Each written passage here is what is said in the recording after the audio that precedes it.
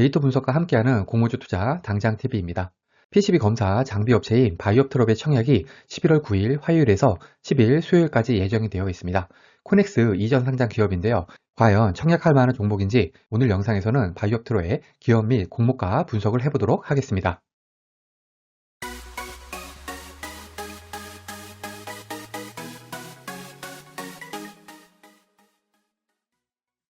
구독, 좋아요, 알림 설정은 저에게 큰 힘이 됩니다. 먼저 회사 소개를 간단히 하겠습니다. 출처는 11월 3일 이데일리하고 한국경제의 기사고요. 바이옵트로는 PCB 제조를 위한 필수 검사 장비인 BBT 제조업체입니다. BBT라는 게 PCB 기판의 부품을 실장, 즉 장착하는 공정 이전에 기판의 전교회로 절단 및 합성 등을 검사를 해서 불량 검사 비용을 대폭 절감해 줄 수 있는 장비입니다. 기판에 실장하는 부품이 늘어나서 완제품에 가까울수록 불량 검사 장비 비용이 기하급수적으로 증가하기 때문에 PCB 업체들은 이러한 BBT 장비 채택은 필수적이라고 합니다. 현재 바이옵트로의 세계 PCB 검사 장비 시장 점유율은 3%입니다. 바이옵트로의 경쟁력은 핸들러와 계측기로 구성이 되는 BBT 장비의 핵심 기술력을 모두 내재했다는 점입니다. 바이옵트로는 HDI PCB, 플렉서블 PCB, 패키지, 서브스트레이트 PCB 등을 검사할 수 있는 3대 BBT 장비를 국산화한 국내 유일한 기업입니다. 지난해 바이옵트로의 매출은 161억, 영업이익은 29억으로 창사 이래 최대치였습니다. 그런데 올해 1분기 실적이 매출 61억, 영업이익 20억으로 1분기 만에 지난해 연간 매출의 37%, 영업이익은 60% 이상을 달성을 해서 지난해에 이어서 최대 규모의 실적을 경신할 것으로 전망이 되고 있습니다. 그리고 중국 시장의 PCB 검사 장비 판가 상승이 바이옵트로에게는 호재로 여겨지고 있습니다.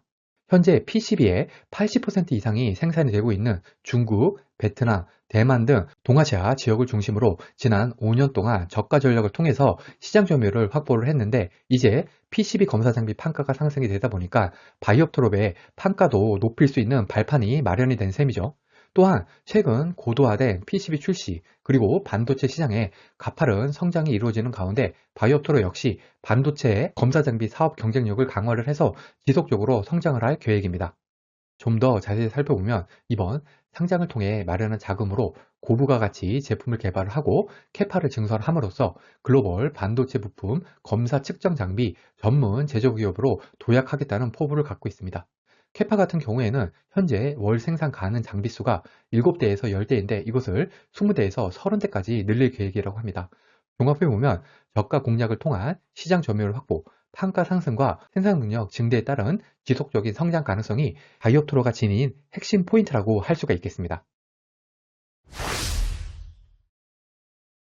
청약 일정을 보시면 11월 4일까지 기간 수요 예측을 하고요. 청약일은 11월 9일에서 12일로 양일입니다.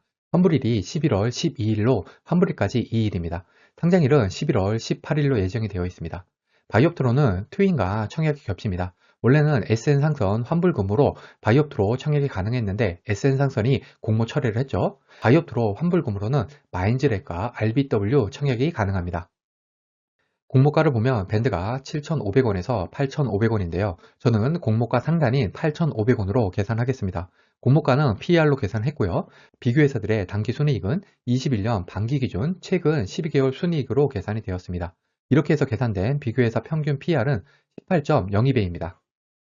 참고로 20년 온기 실적을 적용을 한다면 PER은 26.43배로 높아집니다. 즉 21년 반기 기준 직전 12개월 실적을 사용하는 것이 공모가가 더 싸진다는 것이죠.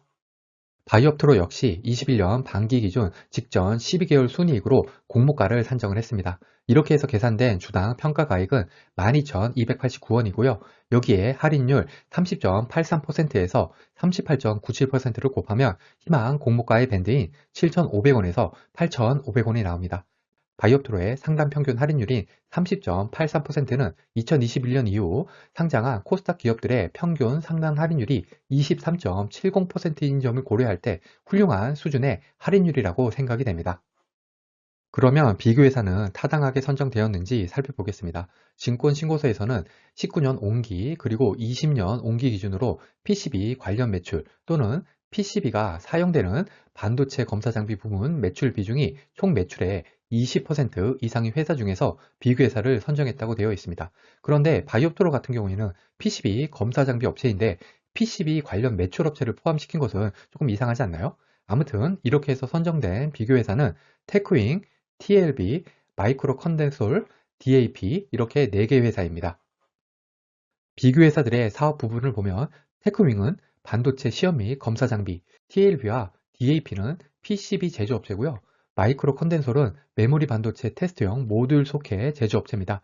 실질적으로 바이옵트로와 비슷한 사업을 하고 있는 회사는 테크윙밖에 없습니다. 비록 테크윙의 순이익이 310억으로 바이옵트로의 56억과는 비교적 차이가 크지만 그럼에도 사업 부분의 유사성을 기준으로 비교회사를 잡는 것이 맞지 않나 생각이 됩니다.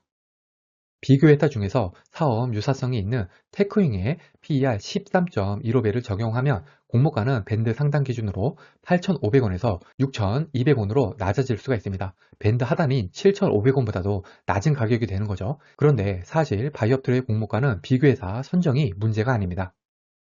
바이옵트로는 코넥스 상장 기업으로 현재 주가가 8,990원입니다. 공모가 상단 기준으로는 6% 높은 수준입니다. 공모가가 하단인 7,500원으로 결정이 되어야 20% 수준의 상승 여력이 있는 상태죠. 공모 내용을 보시면 공모 규모는 100만 주로 금액으로는 85억입니다. 공모 규모가 상당히 작은 편이죠. 구주 매출은 없고요. 우리사주 조합 배정분 또한 없습니다. 일반 청약서 대상 주식수가 25만 주로 그중에 절반은 균등, 절반은 비례 배정됩니다. 청약증권사는 한국투자증권 단독이고요. 청약 한도인 4,000주 청약하기 위해서는 청약 증거금이 1,700만 원이 필요합니다. 한국투자증권의 청약 수수료는 2,000원, 청약일에 개설한 계좌로도 청약이 가능합니다. 온라인 전용 고객 기준 청약 한도가 1,700만 원으로 매우 작네요. 비례 한 주 미만 단수는 5462폐에서 순차 배정됩니다. 한국투자증권의 청약 단위는 이 표와 같으니 청약하실 때 참고하시기 바랍니다. 이 영상은 기간 수혜직 결과 발표 전, 즉 확약 전에 만든 영상입니다. 유통하는 물량은 기간 의무 보유 확약에 따라서 감소합니다. 바이옵트로의 기존 주주 유통하는 금액은 337억 49%, 총 유통하는 금액은 422억 61%입니다. 비슷한 시총의 삼형 SNC, ADM 코리아, 라운테크와 비교를 해보겠습니다. 삼형 SNC하고 ADM 코리아는 시초가가 더블, 그리고 그에 이어서 따상까지 성공을 했고요. 라운테크는 플러스 13%로 시초가가 형성이 되었습니다. 그런데 삼형 SNC는 환매 청구권이 있었고요. 두 종목 모두 공모가가 밴드 상단을 초과해서 결정이 되었습니다. 시초가 상승률이 상대적으로 작았던 라운테크 같은 경우에는 동일한 코넥스 이전 상장 기업이었다는 점을 기억하시기 바랍니다. 21년 5월 이후 상장한 종목들의 평균 기존 주주 유통가능 금액이 18%, 총 유통가능 금액이 37%인 점을 고려할 때 바이옵트로의 기존 주주 유통가능 물량은 매우 나쁜 수준, 총 유통가능 물량 역시 매우 나쁜 수준이라고 생각이 됩니다. 이렇게 두 종목의 기존 주주 유통가능 금액, 총 유통가능 금액뿐만이 아니라 같은 코넥스 이전 상장 기업인 라운테크의 46%, 55%와 비교를 해도 바이옵트로의 유통가능 물량은 나쁜 편에 속합니다. 결론입니다. 바이옵트로의 경우 청약을 위해서 확인할 사항은 단 한 가지라고 해도 과언이 아닙니다. 바로 코넥스 시장에서의 현 주가입니다. 대부분의 코넥스 이전 상장 기업 같은 경우에 상장일 주가는 상장 전일의 코넥스 종가보다 낮게 형성이 됩니다. 따라서 바이옵트로의 코넥스 주가가 현재와 같이 유지가 된다면 청약 매력은 많이 떨어진다고 생각이 됩니다. 물론 지난 8월 상장한 엠노와 같이 코넥스 종가보다 시초가가 더 높게 형성이 되는 경우도 있었습니다. 다만 이런 경우는 올해 상장한 코넥스 이전 상장 기업 중에서는 엠노 단 한 종목뿐이었습니다. 참고로 올해 코넥스 이전 상장 기업들의 평균 시초가 수익률은 12%였습니다. 여기에다가 코넥스 이전 상장 기업답게 상장일에 유통하는 물량이 매우 많습니다. 주가 상승 여력이 떨어진다고 할 수가 있겠습니다. 과거의 데이터가 미래를 보장하진 않습니다. 오늘 영상은 참고만 하시길 바랍니다. 공모주는 기간 수혜주 결과를 꼭 확인한 후에 청약을 해야 합니다. 기간 수혜주 결과와 상장일 유통하는 물량이 아무리 좋다고 하더라도 공모주 투자는 손실을 볼 수가 있습니다. 이 영상은 공모주 관련 정보 제공을 위한 것으로 종목 추천 영상이 아닙니다. 후회 없는 투자를 위해서는 반드시 공부하신 후 스스로 투자 여부를 결정하셔야 합니다. 이상으로 바이옵트로의 공모주 청약 영상을 마치겠습니다. 오늘 영상이 도움이 되셨다면 구독, 좋아요, 그리고 알림 설정까지 부탁드립니다. 감사합니다.